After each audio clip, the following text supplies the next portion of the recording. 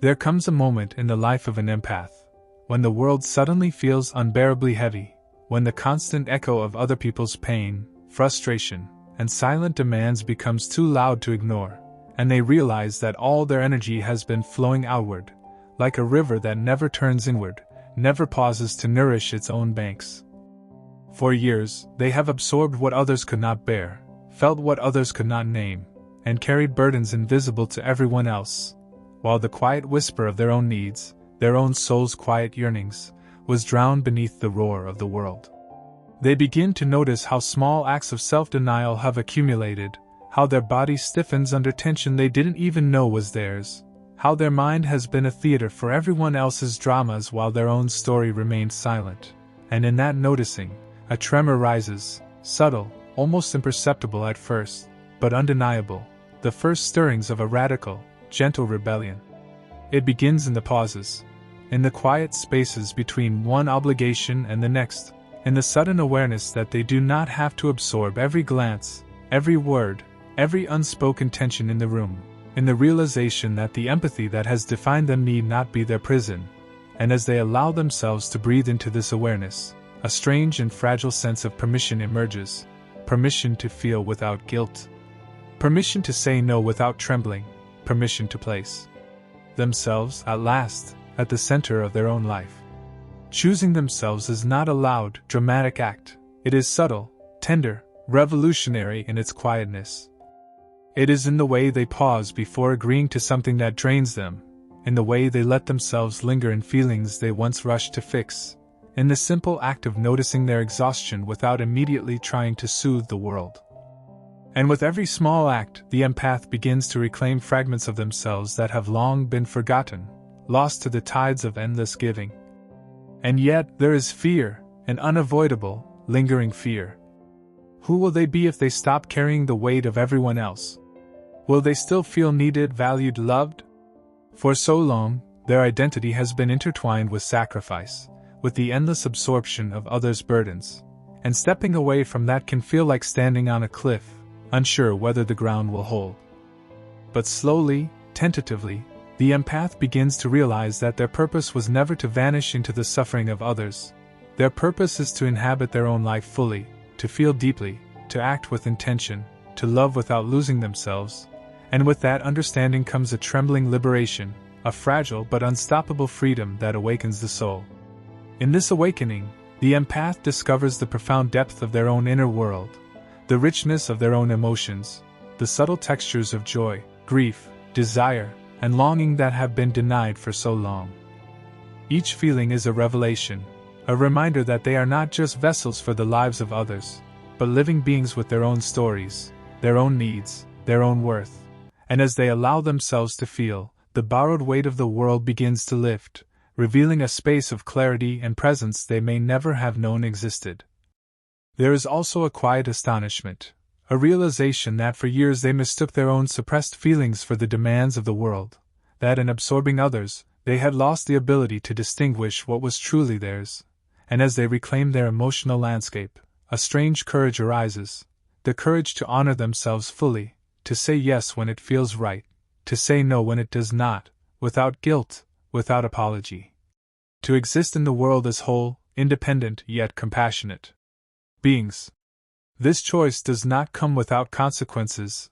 Relationships that relied on their self-sacrifice may falter, may fracture, may even collapse, and yet this too becomes a lesson, a revelation that not all connections are meant to last, that some relationships were built on imbalance, dependency, or unrecognized entitlement, and as these fall away, the empath discovers space, sacred, open, and alive with possibility. A space in which they can breathe, create, rest, and simply be, without the constant drain of invisible demands. The world begins to respond, sometimes with resistance, sometimes with awe. Energy that once left them in exhaustion now circulates in rhythm with their own vitality. Boundaries that once felt impossible begin to feel natural. The quiet confidence that grows is neither arrogant nor loud, it is steady, patient, like a river slowly carving its path through stone, inevitable and unstoppable.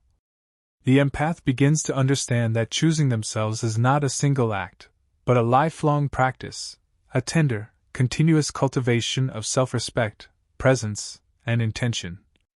And in this deep, unfolding journey, they touch upon one of Carl Jung's profound insights, that only by embracing the neglected, shadowed parts of the self, only by turning inward and tending to the inner life, can one truly embrace others. That compassion is not sustainable when it comes at the expense of one's own vitality, that love without boundaries becomes suffocating, and that true presence, true connection, arises from wholeness within. There is a paradox in this realization: the very act of choosing themselves, of prioritizing their own inner world, amplifies their capacity to give, not from depletion, not from guilt, but from fullness.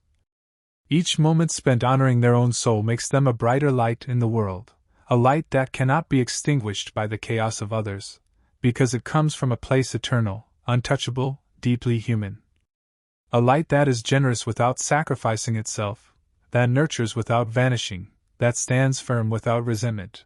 And in that, the empath begins to glimpse the profound, quiet power that arises when one finally chooses oneself. As the empath continues to choose themselves, the ripple effects begin to unfold in their relationships. Some connections, built on dependency or unspoken expectation, start to shift, and sometimes, they fracture entirely. This is not a failure, it is a natural consequence of alignment, of finally refusing to be anything less than whole. Those who resist may feel abandoned, confused, even hurt, but the empath begins to understand that their absence is not rejection, it is truth, the truth of a life lived authentically, without erasure of the self. And as old connections fall away, new ones appear, subtle, unexpected, often from places once overlooked. Relationships now have room to breathe, to grow, to honor each person's boundaries and desires.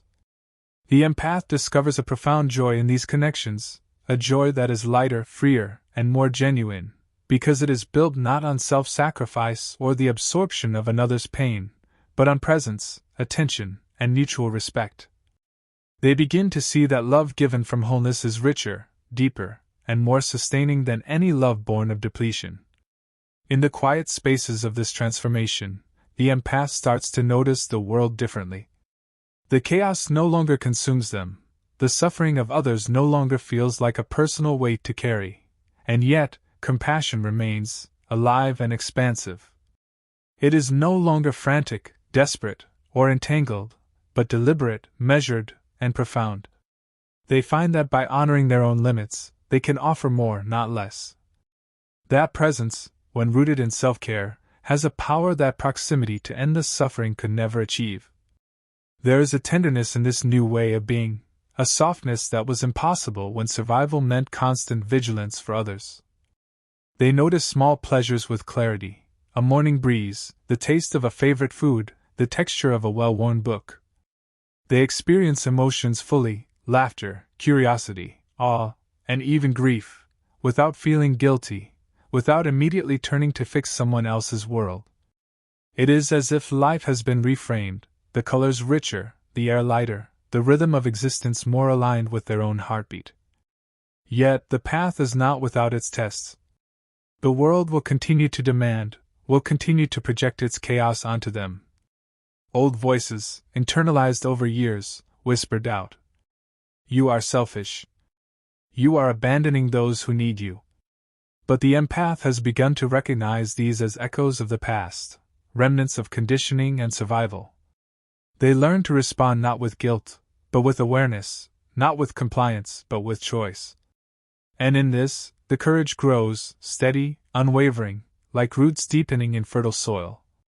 With this courage comes clarity. The empath begins to notice patterns, cycles, and influences that once went unseen.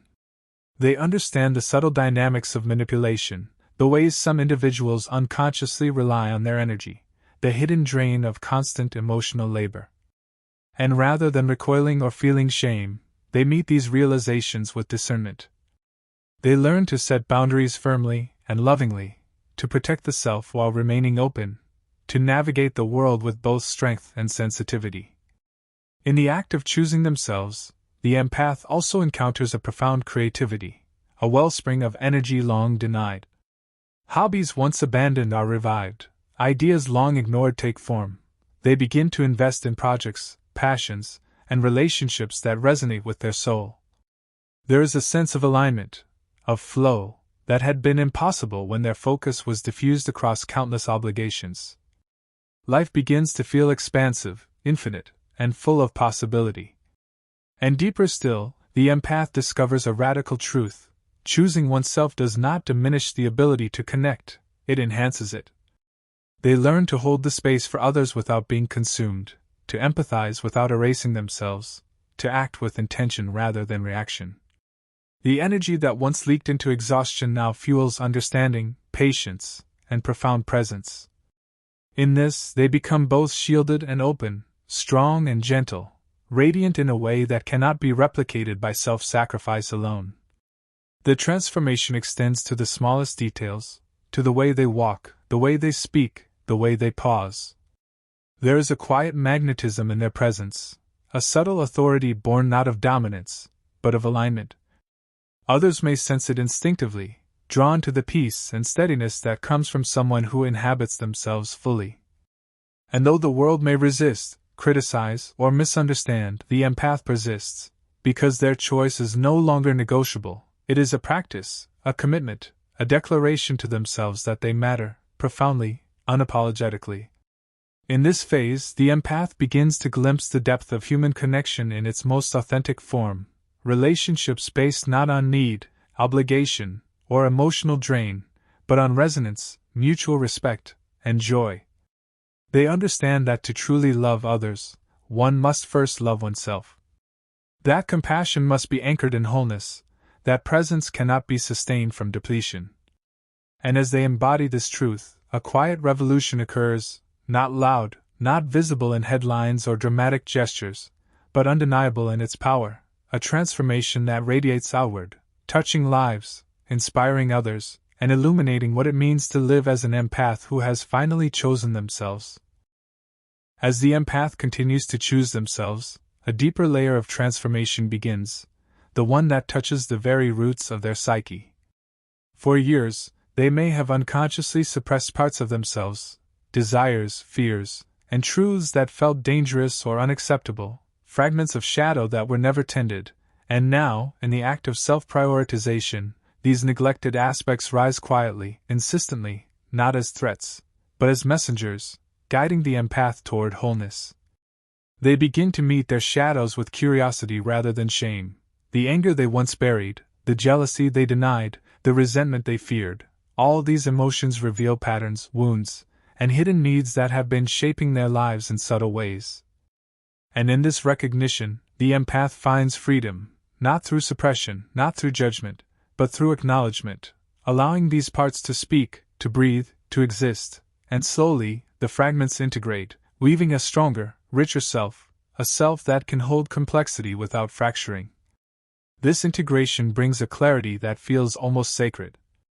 The empath begins to see the world differently. The chaos, the suffering, the noise that once seemed overwhelming, no longer dictates their inner state. Instead, they respond with intentionality, aware of what is theirs to carry and what belongs to another. They discover the beauty of discernment, the grace of selective empathy, and in doing so, they conserve energy, protect their heart, and cultivate a quiet strength that radiates outward. With each conscious choice, the empath feels a sense of liberation that is both subtle and profound. They notice how much of their previous exhaustion was unnecessary, how much of their life had been dictated by invisible contracts of guilt and obligation. And now, choosing themselves is no longer a sporadic act of rebellion, it becomes a rhythm, a way of life, a practice that nourishes the soul, strengthens the boundaries, and allows their true essence to flourish. There is a gentle power in this state, a kind of authority that does not need to assert itself. It is felt in the way the empath holds their presence, in the way they listen without absorbing, in the way they act without urgency, without compulsion. Their actions gain a depth and clarity that was impossible when their energy was scattered. People may feel it, even if they cannot name it, the calm intensity of someone who has returned to themselves, who has carved a sanctuary within their own being.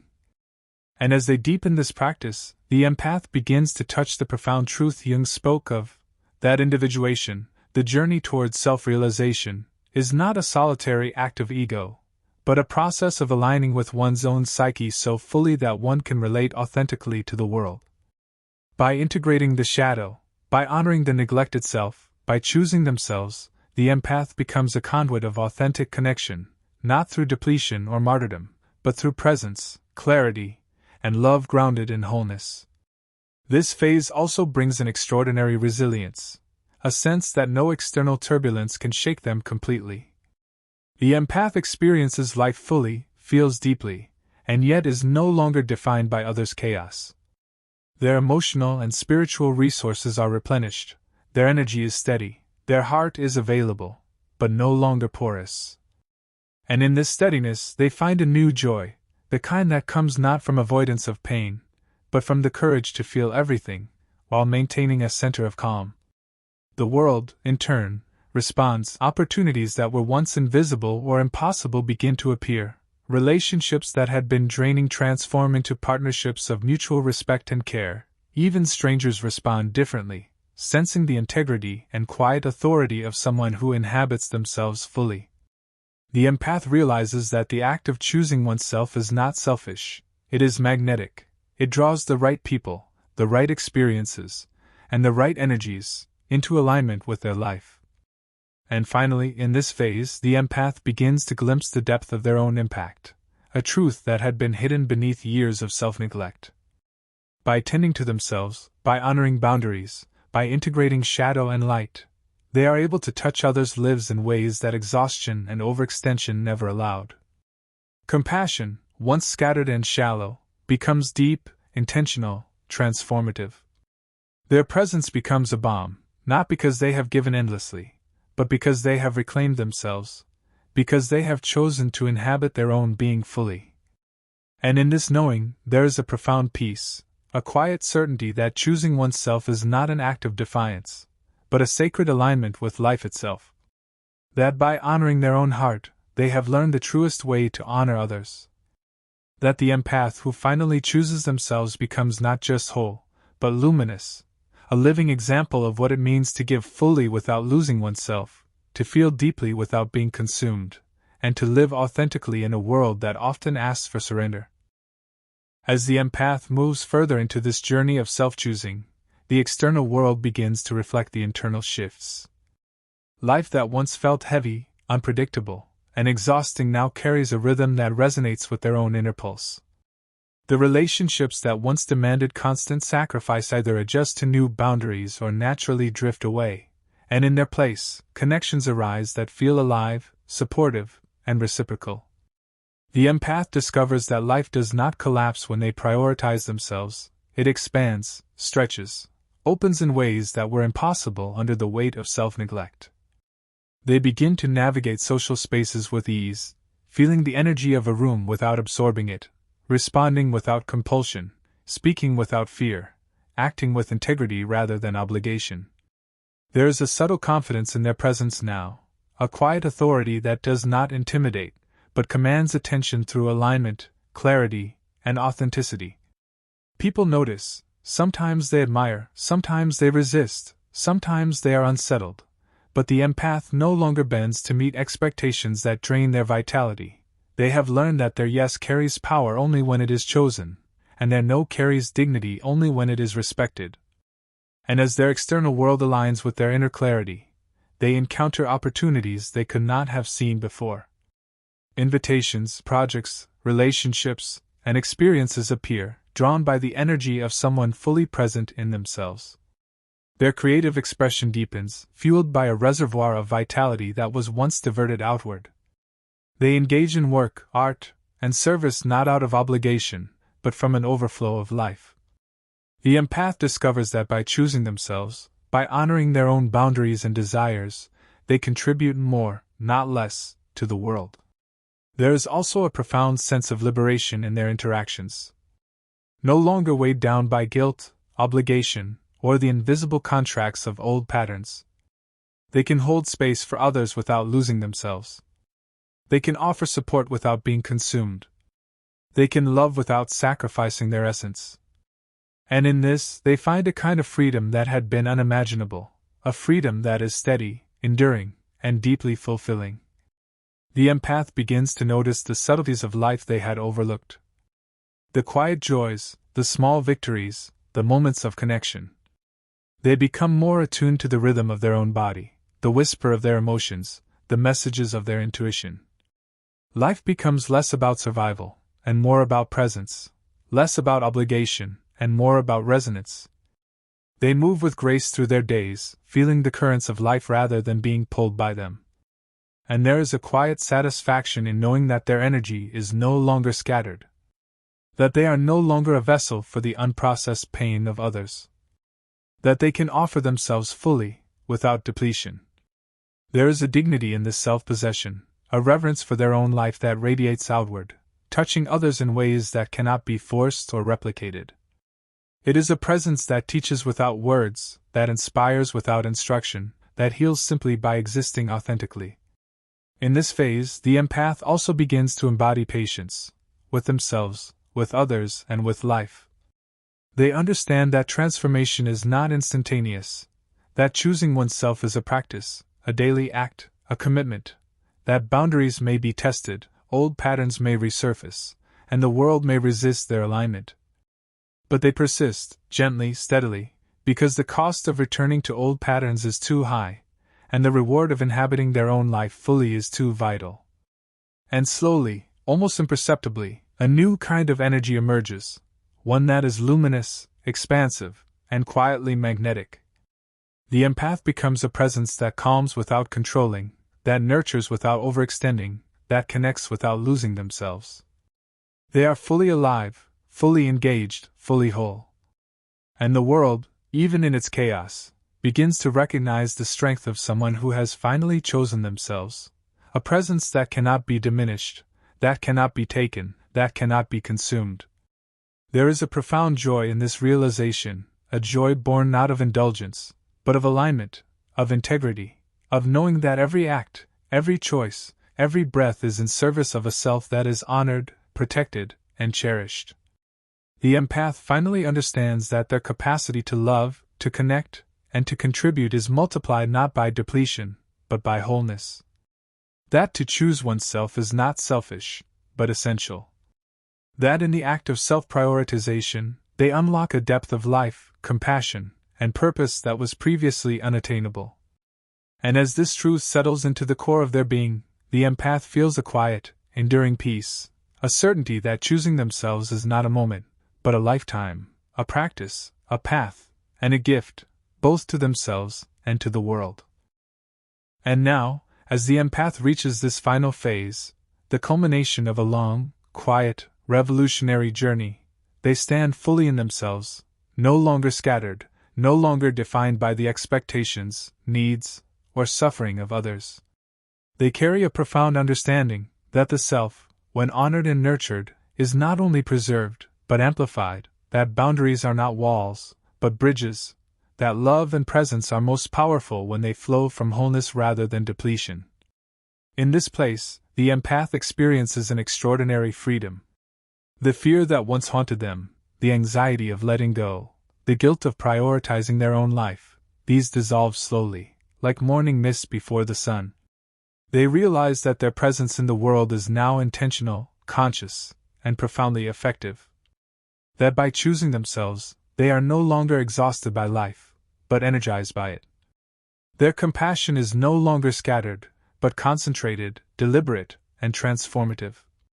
And in this state, the empath begins to notice a subtle, undeniable power, not of control, not of dominance, but of influence through authenticity. People feel it instinctively, drawn to the quiet certainty, the steady heart, the luminous presence of someone who has returned fully to themselves. The empath no longer overextends to be seen, to be needed, or to be loved, yet, in choosing themselves, they become indispensable, not because of sacrifice, but because of alignment, not because of depletion, but because of integrity. This is also a moment of deep integration. The shadows, once feared, are now allies, the anger, the grief, the resentment, the suppressed longing, all acknowledged, understood, and woven into the fabric of the self. They are no longer fragmentary, no longer foreign, but part of a whole that is both human and resilient.